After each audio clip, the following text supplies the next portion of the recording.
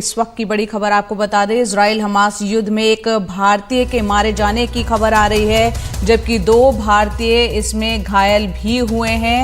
ये हमला हिजबुल्लाह ने किया था, इस तरह की जानकारी आ रही है, जिसमें कि खेतों में काम कर रहे एक भारतीय शख्स की मौत हो गई है और 2 लोग इसमें घायल भी हुए हैं। इस हमले में इजराइल सरकार ने इस हमले को आतंकी कार्रवाई बताते हुए हमले में भारतीय की मौत पर दुख जताया है।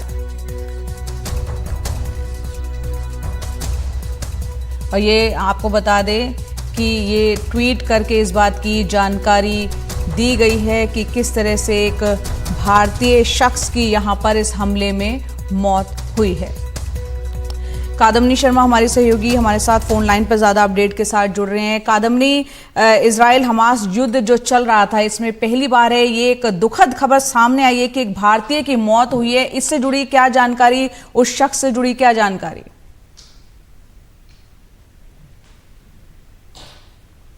बताया ये जा रहा है कि 3 लोग थे जो कि एक बागीचे में काम कर रहे थे। ये तीनों एग्रीकल्चरल लेबर के उत्तर दिशा में जो गांव है एक, वहां पर मार्गेलियस करके गांव है, वहां पर ये बगीचे में काम कर रहे थे, फलों के बगीचे में।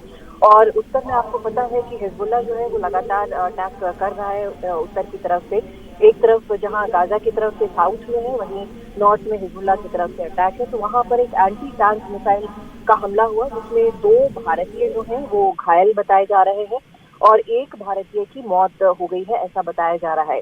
यहाँ पर जो भारत में इजराइल का दूतावास है, उसने बयान जारी कर कहा है, ये सारी जानकारी दी है।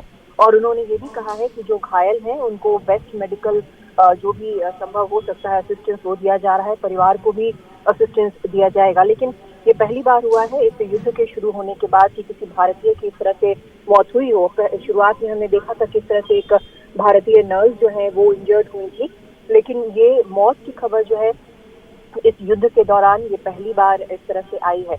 ये और भी एक समस्या खड़ी कर सकती है, क्योंकि अभी भारत सरकार ने इस बात की सहमति दी है कि वहां पर भारत से जो मजदूर हैं वो वहां जाकर काम कर सकते हैं। इजराइल ने इस बात के लिए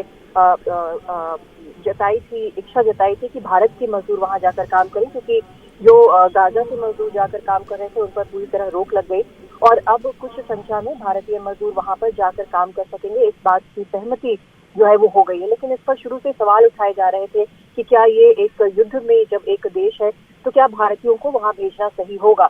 अब जब इस तरह से एक मौत हो गई है और ये मिसाइल हमले में मौत हुई है, वो भी ऐसे शख्स की जो सिर्फ वहां पर एग्रीकल्चरल लेबर था, तो और भी इस तरह से सवाल उठेंगे कि क्या इस वक्त भेजना सही होगा भारतीय मजदूरों को वहां। लेकिन ये निश्चित तौर पर एक बेहद दुखद घटना है कि एक भारतीय की वहां पर मौत हो गई है इस तरह से।